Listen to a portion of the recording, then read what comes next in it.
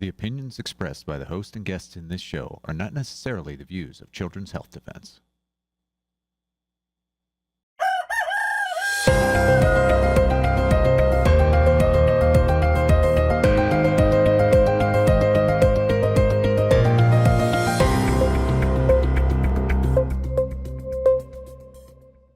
Well, good morning, CHD.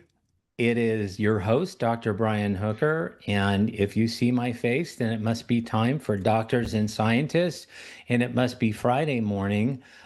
Today, my guest is a good friend of mine, and this is the type of person that if you had like a 2 hour layover in the airport, you would want to proceed to the airport lounge and just have him talk to you for 2 hours. He is so interesting.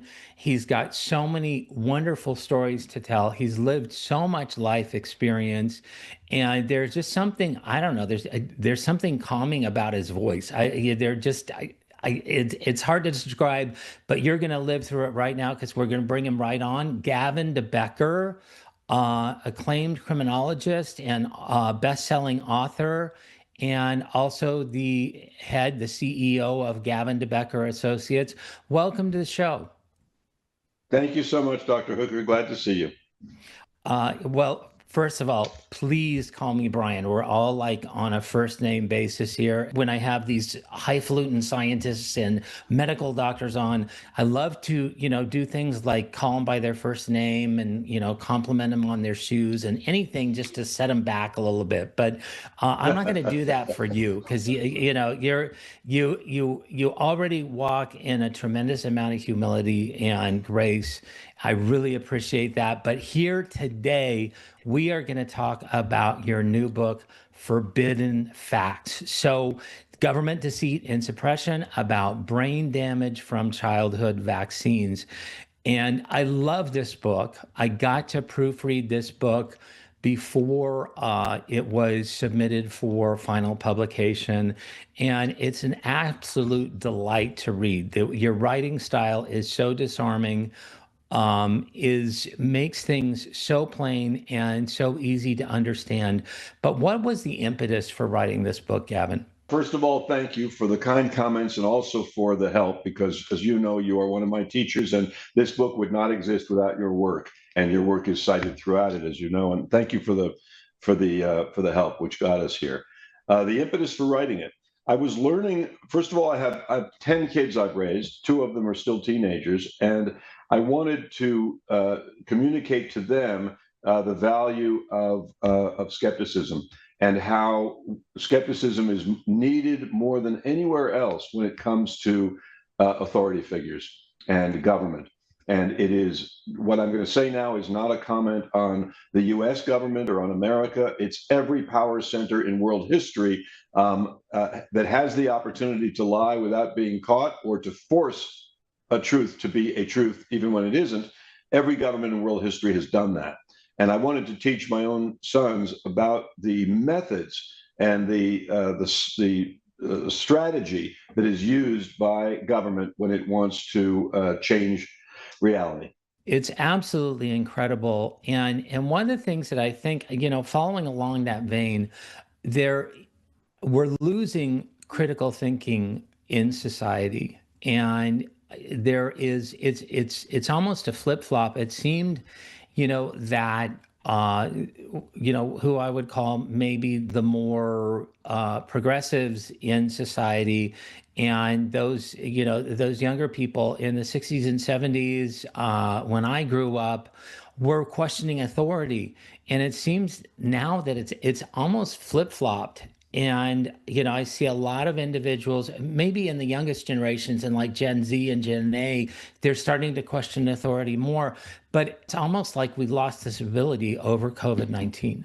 I think COVID did, and I don't mean COVID the virus. I mean Right. COVID the lockdown and Right. And the various governmental overreaches and responses. I think it kind of broke the world in one way, but certainly America. When you have hundreds of thousands of businesses closed that will never open again, when people inherently know that what they're being told is not true, in easily provable ways, right? The president tells Right. you if you take this vaccine, you won't get COVID and you're not going to die. Both of those things were not true. Obviously, all the Fauci deceits and tricks.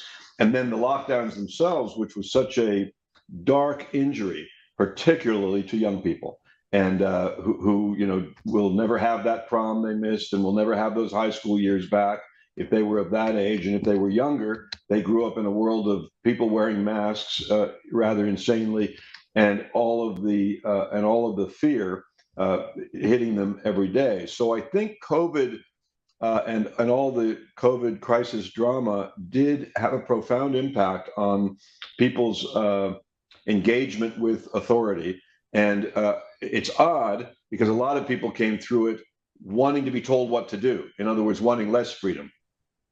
Exactly. I saw that, and I purposely took my son to the grocery store so we could go in the opposite direction as the arrows on the floor. Remember the arrows? I mean, there Of were course. sign companies and these sticker companies that were making a mint off of all these little signs and stickers to tell us what to do. And after a while, it got to be a challenge to figure out how you could not do what the sign told you to do. Sure. But I love you. You start out the book, and you talk about some bad actors and the genesis of these bad actors. I don't want to reveal too much of the content of the book because you should really buy it and read it for yourself. But the genesis is these bad actors is actually the Vietnam War. Talk a little bit more about that. That's such an interesting story. Well, I looked at Agent Orange, and the obvious question is, what's Agent Orange got to do with it when we're talking ultimately about pharma products and mass vaccination? And Agent Orange revealed a method used by the government, which was it engaged first of all, the background is that for 10 years it was sprayed on jungles and as a defoliant to kill the leaves so you could kill the people, or to kill the harvest that was feeding the North Vietnamese. But it also landed on people. And in landing on people, it caused severe injury and death and deformation in the offspring of Vietnam veterans when they got back to the United States. And so the government was facing this issue of how to deal with the fact that they had harmed a lot of people who were entitled to compensation and entitled to acknowledgement. And the government's decision was, we will hide it completely and we will have the Institute of Medicine study the topic, and then the Institute of Medicine will come back and they will say, oh, there's absolutely no evidence of any connection between Agent Orange and any problems, medical or otherwise. What I learned in the course of that is what most people don't know, which is that the Institute of Medicine is not a government agency.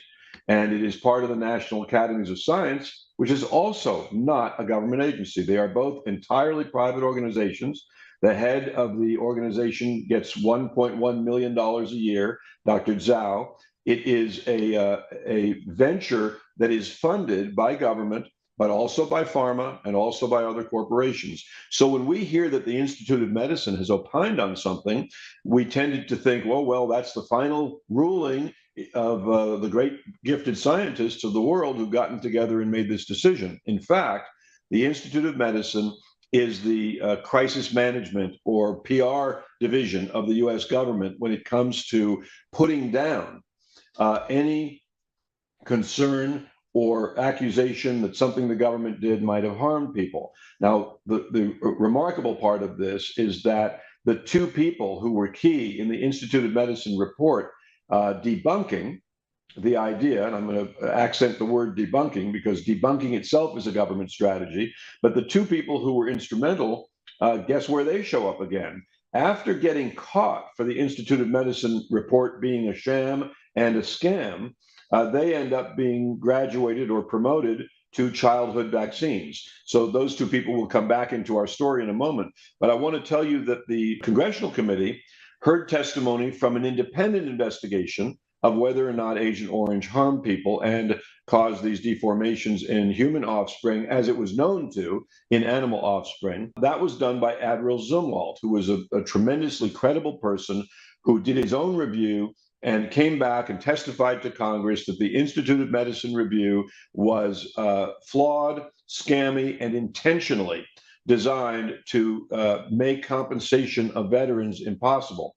Why Admiral Zumwalt's testimony and his review of Agent Orange was so compelling and even profound is that he is the person who ordered that Agent Orange be used in Vietnam, and his own son is one of the people who died from it. Incredible. And those individuals, you name names in the book, Dr. Colleen Boyle, PhD, who's a former head director of the National Center for Birth Defects and Developmental Disabilities, and then Dr. Frank DiStefano, MD, who is the former head, both retired now, of the Immunization Safety Office at the CDC. There's another bad actor I want to mention as well, a Dr. Marie McCormick, who was at the CDC and did the epidemiological studies at the CDC on Agent Orange. And then she was the section director, a section committee director for the Institute of Medicine report on vaccines and autism when she was at Harvard University then in 2004. So, these are individuals in plain sight. I mean, it seems that, once Admiral Zumwalt stepped forward and really showed what happened, that, you would expect these individuals to be disciplined, to no longer be in their positions. But it seemed like the opposite happened. Yes, they were promoted, I would say, because of this particular skill of the pretend science being brought to a subject. I want to just quickly note that the Institute of Medicine also, as the official debunker or debunker in chief for the US government, also debunked whether burn pits had an adverse health effect on people, Gulf War syndrome, baby powder causing cancer, and a whole breast implants, a whole lot of other things that they were hired to debunk. And the importance of this is that we learned, and I reveal in this book, and you're very familiar with it, we learned a lot about their process. How does the Institute of Medicine do this?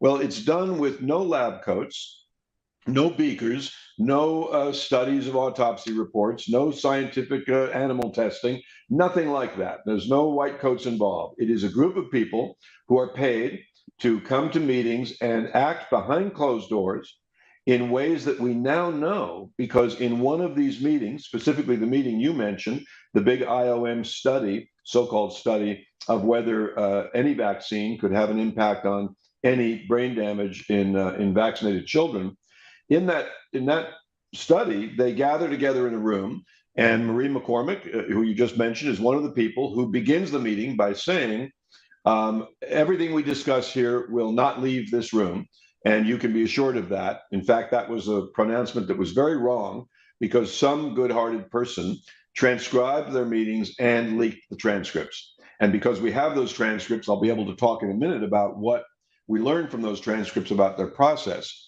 They also said right on day one, the line we will not cross is to change anything in the vaccine schedule. And the line we will not cross is to find that any vaccine causes brain damage and autism.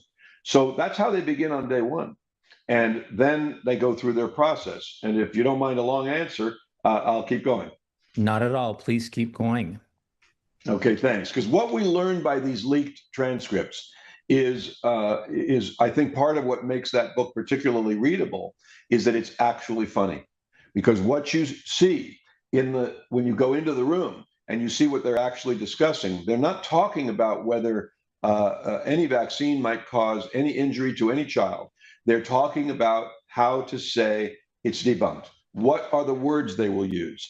And they literally, in one scene, I would call it, like it's a Broadway play, one of the people says, well, let's do it the same way we did it with Agent Orange. Let's use the same terminology. And then somebody else says no, and then they argue over that a little bit, and they come around to how they will say it. This entire venture is about how they will say it.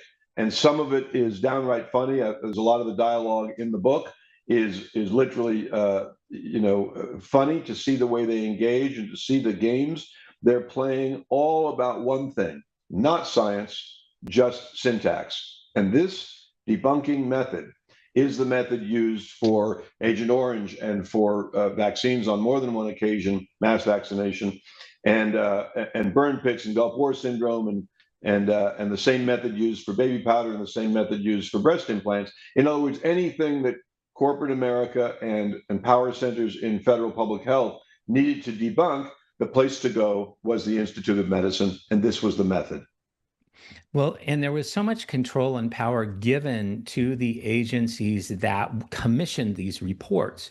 You know, the report regarding vaccines and autism was jointly paid for by the Centers for Disease Control and the National Institutes of Health. But then, and as you look kind of past the veneer, then you'll see that the Centers for Disease Control actually selected the publications that the Immunization Safety Review Committee was to look at in their decision. So they censored reports and they withheld information, specifically information, case studies, and case series from Dr. Andrew Wakefield in their decision. And so they had, you know, there was an immense amount of power given to the federal agency that was in charge of distributing vaccines.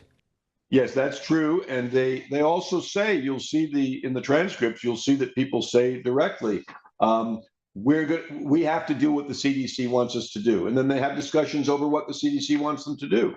And there's no question but that they are discussing in detail how they will meet the mission that they've been given. By the way, if I'm looking down because in the chapter of this book called Let the Word Games Begin, there's passages that are so interesting where they decide to not hear from a particular witness. One person says, I'll just read it here. They're talking about Barbara Loe Fisher, and it's a witness they've heard from. And Dr. Johnston, who is also part of another secretly held meeting that we'll talk about later on, he says, she could give you names. Mrs. Fisher said that she has cases. I think she came up to say that if we needed cases to demonstrate the points, you could have them. Dr. McCormick says she was demonstrating causality. She was taken by, and they talk about Guillain-Barré syndrome, and eventually she says she will be ready to get you all the cases to prove causality. And Dr. Wilson says, well, let's see them. And Dr. McCormick says, let's not do that. Do you happen to have a free weekend that you want to plod through them? And of course, they decided none of them wanted to plod through anything. And Dr. Stratton said, all we are going to see, if they let Barbara Loe Fisher come and give information, all we're going to see is a list of hundreds and hundreds and hundreds of kids who were developing normally, but they got their MMR and then they started to regress. In other words, all we're going to get is exactly what we are supposed to be doing here anyway. And they made a conscious decision to not get that information. Absolutely incredible. And, you know, some of these individuals are still there. Dr. Kathleen Stratton, she is the study director of the most recent report regarding the COVID-19 vaccine that only mildly came down on things like myocarditis. I mean, you know, I love the way that you described this. And if you could delve into that a little bit deeper, that the IOM is acting as a crisis management organization specifically for the federal government. And for corporations, because they will, an interesting example is the breast implants that were silicone breast implants. So the company that made those had lost billions of dollars in litigations. And then they went to IOM and they got IOM to opine on it.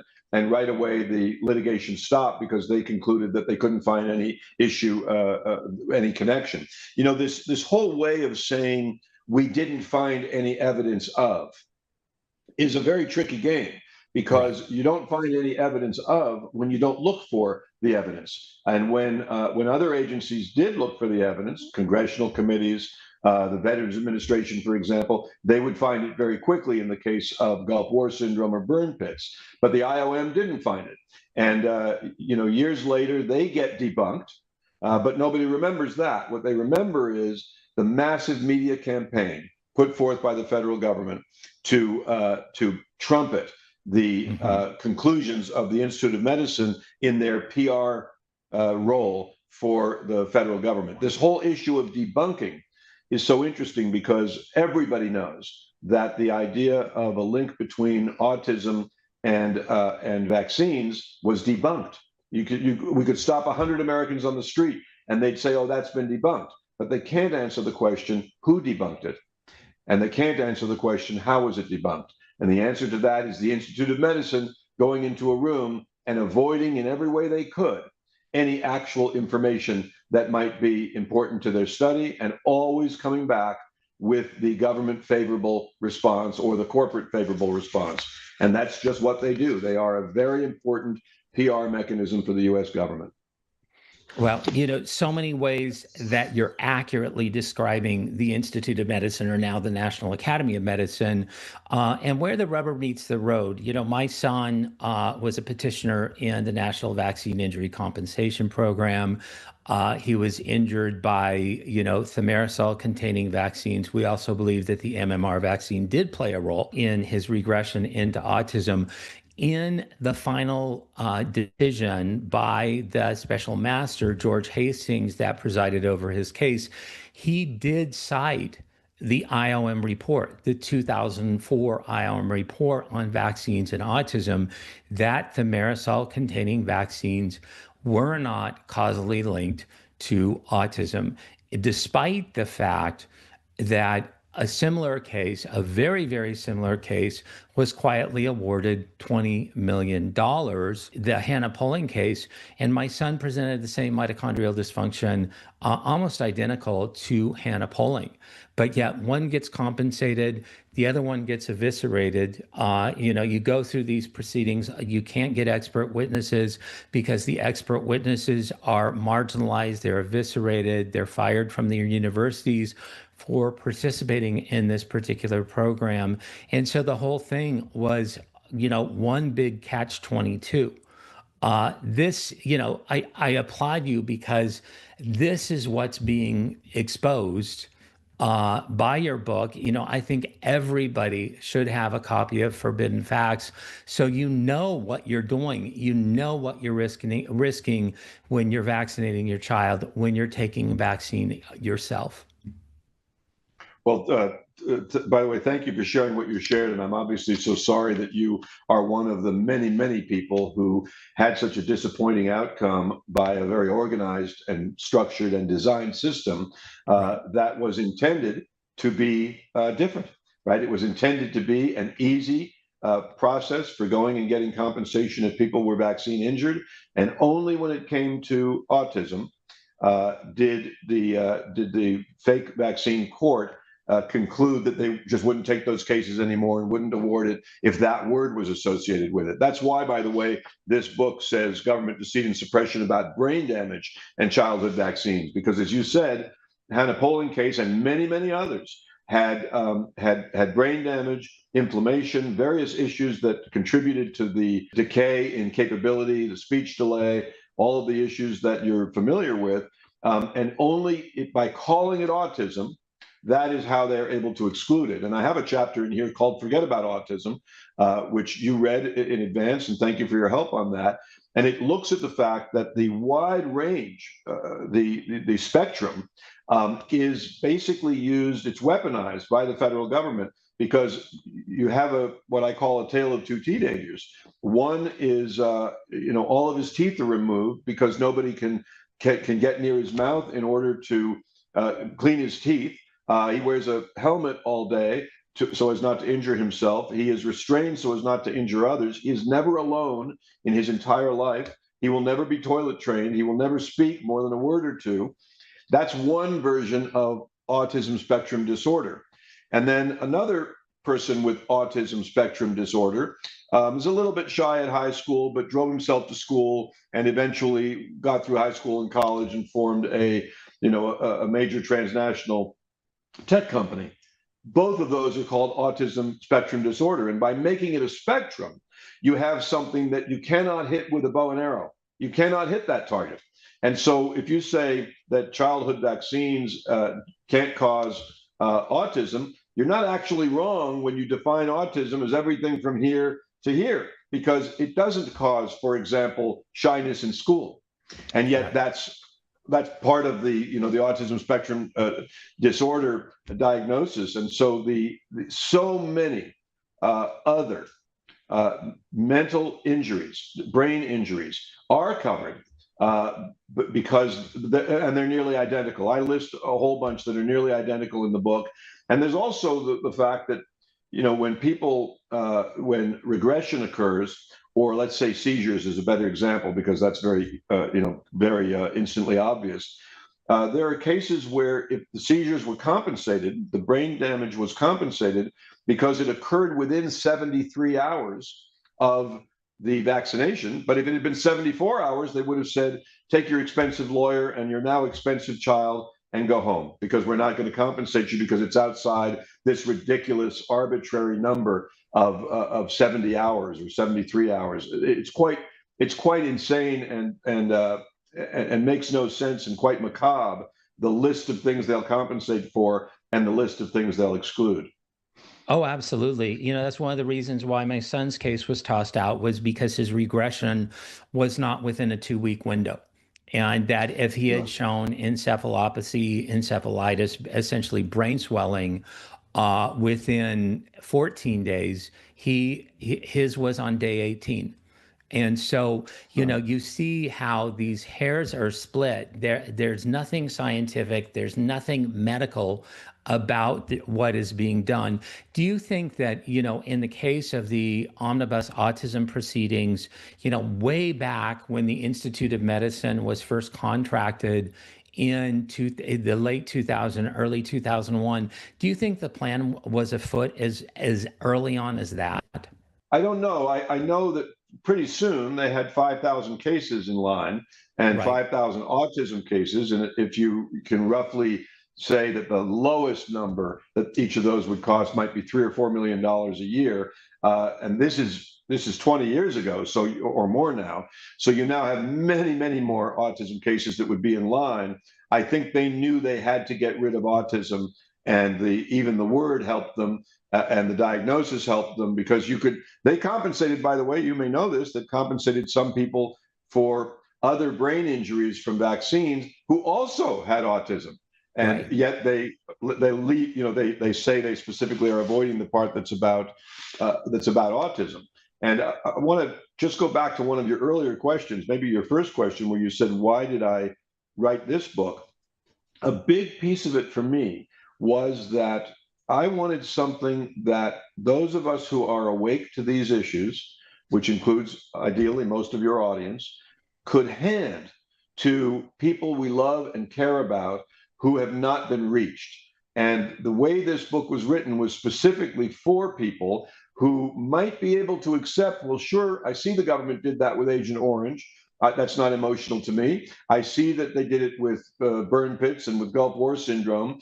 And now when you show them that it's the same process used by the same human beings in the same building for so-called debunking the connection between mass vaccination and some children being injured by these vaccine products, brain damage, that my hope is this is a book that can reach people we've been having trouble reaching. And it's, your audience would find a lot of new stuff in here, and that's amusing. But what they really hope, what I really hope they find, is something they can hand to that sister-in-law or brother-in-law or sibling or parent or offspring who just says, no, that's been debunked, and just throws it out as if that is the end all of all science, is the Institute of Medicine getting together in a nice room and having nice lunches and nice dinners, and then concluding exactly what they're supposed to conclude, which is that it's debunked. Right. I have that term used as an adjective for me and my whole person all the time. When I had when the CDC whistleblower story came out, I thought my first name was debunked, because I was always referred to as the debunked scientist, Dr. Brian Hooker, in the mainstream media, by CNN, by ABC News. But what I want to encourage, and I've continued, to encourage people to do this, buy a whole stack of these. I mean, if you want a compelling, convincing argument specifically about brain damage from childhood vaccines, which I think is more appropriately titled than autism, which is this huge spectrum, like you said, that you can drive a Mack truck through, And I love the way that it's put in. It's a very, very stark, unsettling example of the differences, the poles of this quote unquote autism spectrum that you point out in the book. But if you have individuals that in your family that need to be convinced about this, don't buy one, buy 10. Buy 10 of these books, buy a whole stack of them, pass them out, because this is the ultimate disarming treatise regarding vaccines and brain damage. Gavin, to close out the questions, what was the most startling revelation that you had when you were researching to do this book? Boy, that's an interesting question, because there were a lot. I eventually get to where it's hard to shock me. Probably most of it would revolve around mercury itself, and the mercury product used in so many vaccines, thimerosal, and the fact that America was so deceived into believing that mercury had been removed when it was still in 6 vaccines that were given to many, many people and to millions of people around the world. But the whole topic of mercury, there's a reason that it was an immediate suspect when you saw brain damage, is that the way mercury damages the body, it's very toxic, among the most toxic materials in the world, is through brain damage. And I talk about in the book the case after case of, like, the Minamata in Japan mercury case, where people in a little fishing village were getting sick, and they noticed as well that their cats were acting strangely and falling into the ocean and drowning and dying. And it turned out that the cats and the residents of Minamata both had the same diet in common, which was fish. And then it turned out that the Chisso Corporation, which was based there, was dumping a mercury product into the ocean, and it was affecting the fish, and thus it was affecting the people.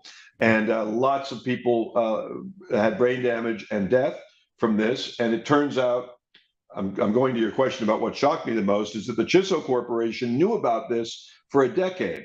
How did they know? Well, they knew about it because they were feeding their mercury product, they were putting it into cat food to test whether it was true that the cats were dying as a result of mercury poisoning. And so they knew it for 10 years, and they kept it a secret. Finally, long after that, there was a court hearing for those people who were still alive, and some were compensated, but the Chisso Corporation still doing great to this day. And so mercury is such a clear neurotoxin, and it's so obvious that if you ask even ChatGPT, should I touch mercury, it will say touching it in any quantity is toxic. Can I breathe the fumes from it? Breathing it in any quantity is toxic. Can I eat it in any quantity? It's toxic.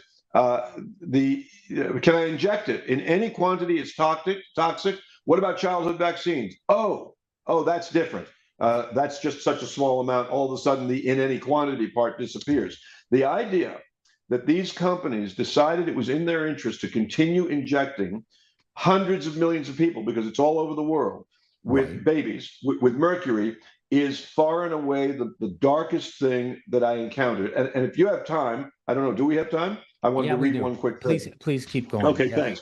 There's another meeting that Dr. Johnston, who was in the IOM meeting, attended.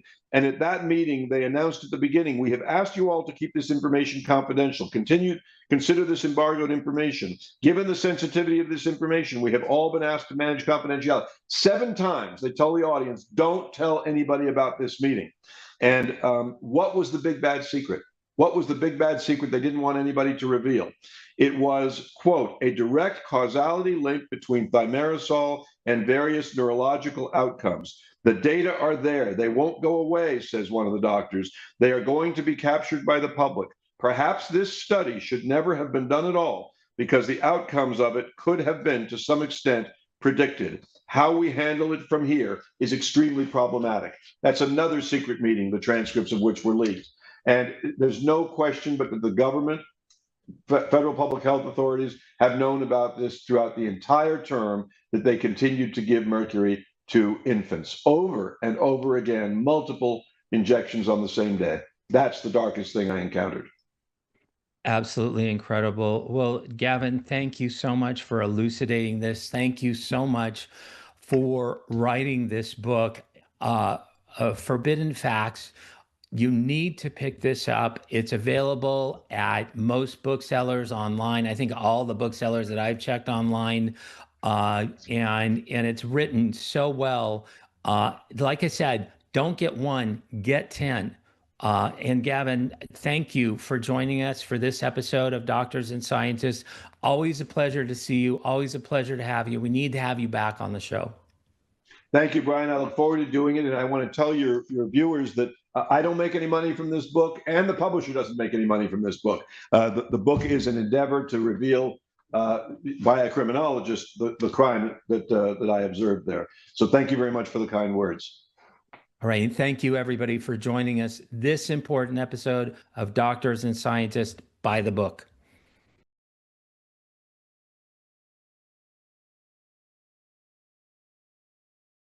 We're live again. Hello, everybody. We're live from the Children's Health Defence bus. And can you tell us your name?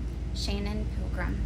Shannon. And this is about your husband. Tell us what happened. Yes, Mike Pilgrim. We were sick and we weren't sure that we had COVID. And then I lost my taste buds, but he never lost his. And then we had a fever, but we got over the fever. And one of the things is the fact that they're not giving medication and helping people as soon as they're sick.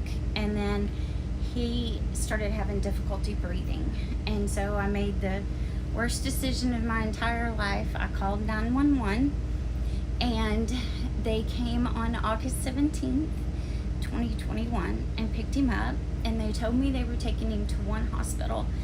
And I begged them to take him to Dallas, to either Baylor or Southwest, UT Southwestern. And they said they were going to take him to Sunnyvale.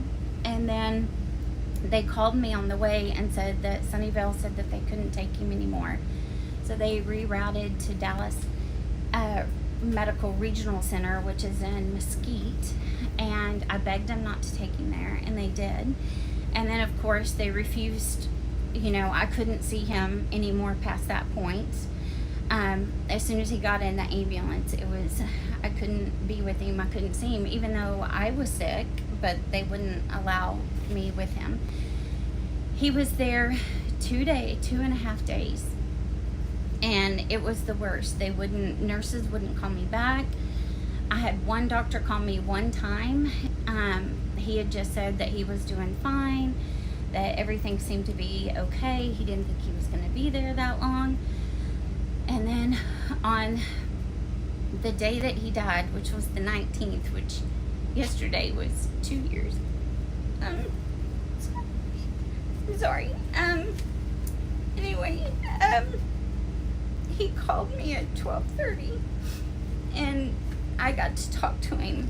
So he had oxygen because he was having difficulty breathing, but he was able to call and talk to me, and he said he was doing good. And you know, I didn't talk to him very long, but I was just like, are you okay?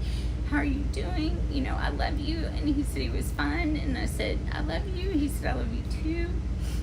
I said, I miss you. He said, I miss you too. And then he got off the phone. Well, then I hadn't seen a doctor yet. And then at 2:30, I had a teledoc appointment. So then my doctor actually gave me ivermectin and breathing treatments. And like, she threw everything at me, antibiotics and everything. And then I went to go pick up all my prescriptions. And on the way back, I was pulling down our street, and I got a call, and the person wouldn't tell me who they were. They just said, I'm so sorry, Miss Pilgrim. And it came up from the hospital. And I said, who is this? And she just said, I'm so sorry. I found your husband unresponsive. And I said, I don't understand. How did you find him unresponsive if he's in the hospital and he's, you know, hooked up to machines? And she said, she just kept saying, I'm so sorry. He coded. They took him down to ICU. And she said, a doctor will call you tomorrow. And I was like, no. And at this point, I was hysterical. I was hyperventilating. I threw the car in park, and I was begging her to tell me who she was, what happened, and she just hung up. And then I called my kids, because when I had talked to him at 12:30, I had sent a message to everybody that he was doing great. I was able to speak to him, so he wasn't on a ventilator. He was doing much better for him to be able to talk to me and not out of breath. And then, oh, and also, I'm sorry, during this whole time, we were trying to get him moved to Baylor or UT Southwestern, and the hospital was blocking us. And the hospital kept saying, no, they wouldn't release him. And I didn't understand why they weren't doing that. And now I know it's because they were getting paid so much money for every COVID patient they had. But at this time, this is when we believed that they were actually trying to help people. And so anyway, I'm sorry, I'm jumping around. You're okay. So then my kids, I called them hysterical, and they couldn't understand me. And all I could say was that Mike had coded their dad. And so my son, who's 20 at the time, said, Mom, you've got to breathe, you've got to calm down. I'll call and find out what happened. So he called up there, and then a little bit later, he called me and my daughter to tell us that he had died. So they told my 20-year-old son, which they didn't call me, they didn't tell me. Nobody called me. My daughter and her fiance at the time, now she's married, were headed to see us to the hospital. She drove straight there. The doctor and the nurses refused to talk to her. Nobody would let us see him. I wasn't believing any of it. I was hyperventilating and hysterical, and so later I found out my family wouldn't let me go to the hospital, but they were afraid that if I went there, they would end up putting me in the hospital, because at this point I couldn't breathe. And so they were trying to get me calmed down. And, I couldn't be with my family. I couldn't, he died on a Thursday. And he was only there 2.5 days. And a doctor called me the next day and told me that he had died. And I started asking questions, and he kept saying, I don't know, I wasn't there. And he wasn't giving me any answers. And I said, well, I got this phone call, and he said, well, I don't know what happened. And I said, I need an autopsy. And I had never had anyone close to me die under circumstances like this. And he said, well, you can have an autopsy, but it'll take 6 to 8 months before you can do anything. And I was 6 to 8 months. And so I talked to the kids and his brother, and we didn't want, at this point, we still hadn't seen him. They hadn't allowed us to identify a body. They hadn't told us anything, but we didn't want him in a Dallas morgue for 6 to 8 months and not know anything. And so we ended up not doing the autopsy, and then later found out that the doctor lied. Although he didn't say they couldn't do an autopsy for that long, he said we couldn't do anything for 6 to 8 months, which made it sound as if they weren't going to do the autopsy. But later I found out that by the state of Texas, you have to do an autopsy within 2 weeks, and then it could take 6 to 8 months before you get the actual autopsy report. But again, I didn't know, and I just was believing the doctors. And then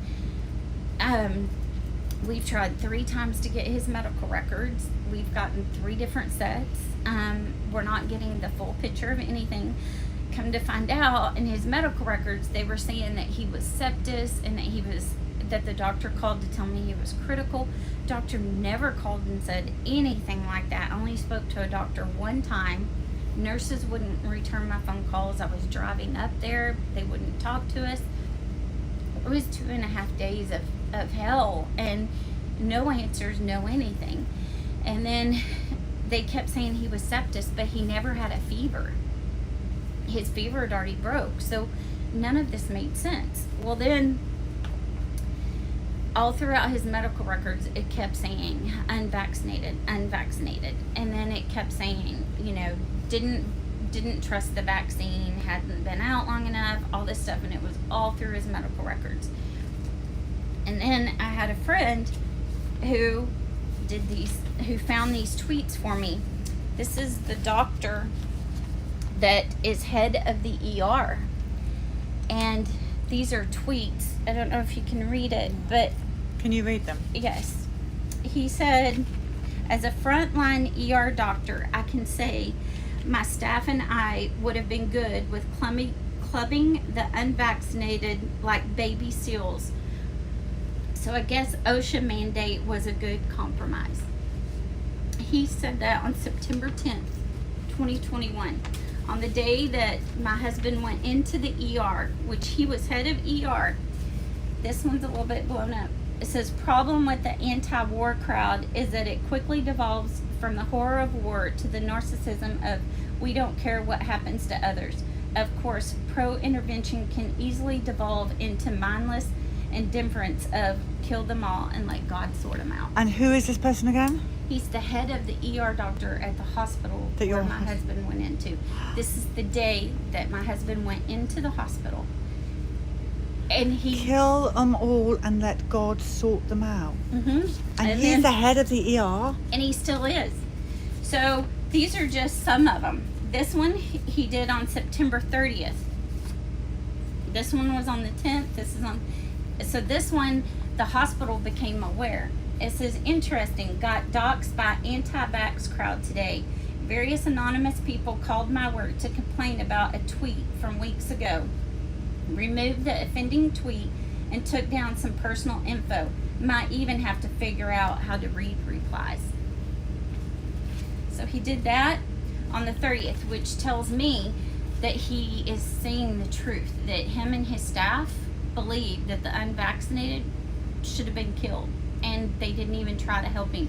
And he was there in the ER. He got there early that morning at 8:30. He didn't get into his room till 10 that night, and they didn't give him anything other than oxygen and vitamins. And that was So what in the ER. happened?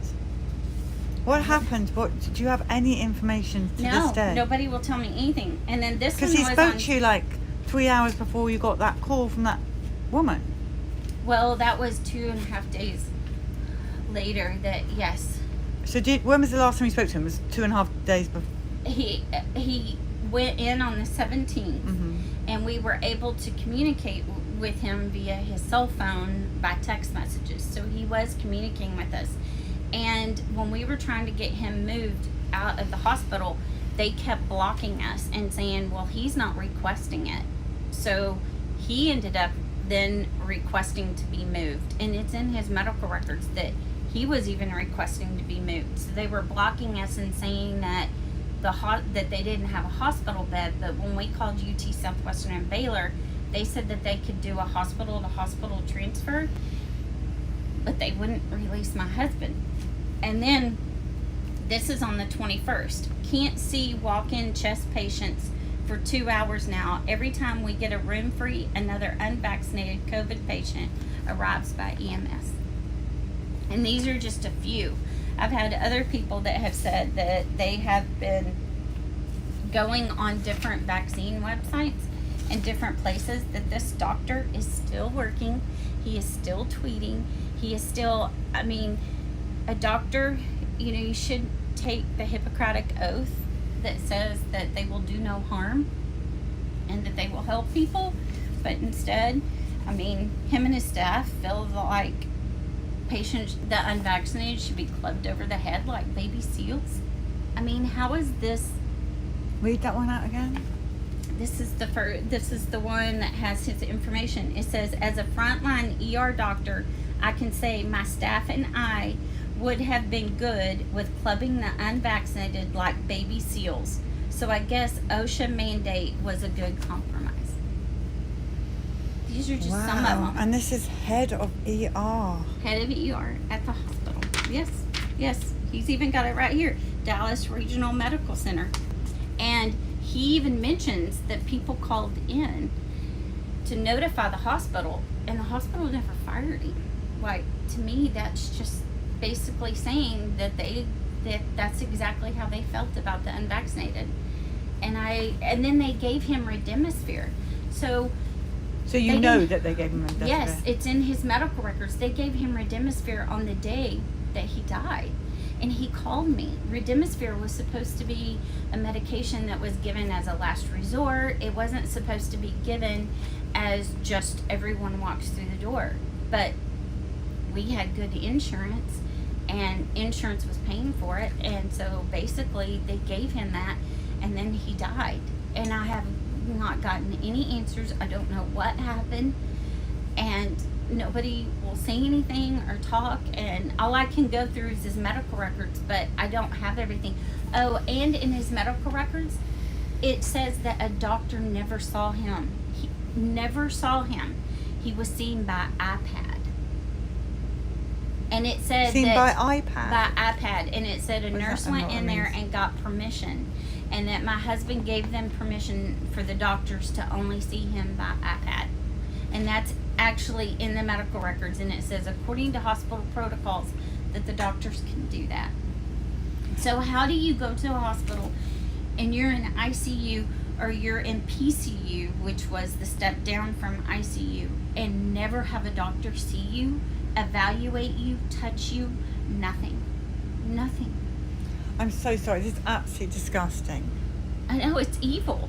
to see. And they're still doing it. That's what, I understand that none of this is going to bring my husband back, but if we keep this from happening to any other family or in the future, and they're still doing Remdesivir, and they're still pushing the vaccine, I mean, I don't understand this. I mean, the healthcare system has got to the point where it's not, they don't even care about taking care of everyone anymore. It's, they want to know whether you're vaccinated or not. And I know there are several widows that I've spoke to that if you're not vaccinated, that the doctors and them, they just didn't even care. And the nurses, and they just didn't even try to take care of you. So I don't know. I don't know if they fed him. I looked through the medical bills. I'm not seeing any food that they were giving to him. I don't know that they were giving him any liquids. I've been trying to figure all this stuff out. And the medical records are completely, none of it makes sense. How can someone be sepsis yet not ever even have a fever? I mean, you have to be sepsis. That means that you're infected, you have a high infection, you would have a fever. We hear a lot about them not being fed or not being given water as well. That's very concerning. And then they're isolating them, and then nobody can, I don't even know if anybody ever came in. And then where did they find him unresponsive? Did the nurses not check on him? Were alarms going off? Did he fall? Did he, nobody would tell us anything. I have no idea what happened. And then, to tell you the truth, there's been, my two regrets was calling 911, which I try to forgive myself for, but I don't know that I ever will. Although my children say that if I didn't call 911 and he would have died at home, then they would have had a hard time forgiving me for not calling for help. But, that's what caught on all this, was me calling 911, But then not having an autopsy. But then, I don't know. I know of patients that got autopsies and the coroners were being paid too. And then people were dying from car wrecks, and then they were putting COVID on stuff just because they get paid. What was actually on his death certificate? It just said COVID pneumonia. They didn't say anything else. Listen, we're so sorry this happened. Thank you so much for warning us about it. Thank you. Thank you for getting the stories out. Because if we can just prevent this from ever happening again. Yeah. Well, So, thank you I'm for sorry. thank you. No, you're fine. And our viewers sending you so much love as well.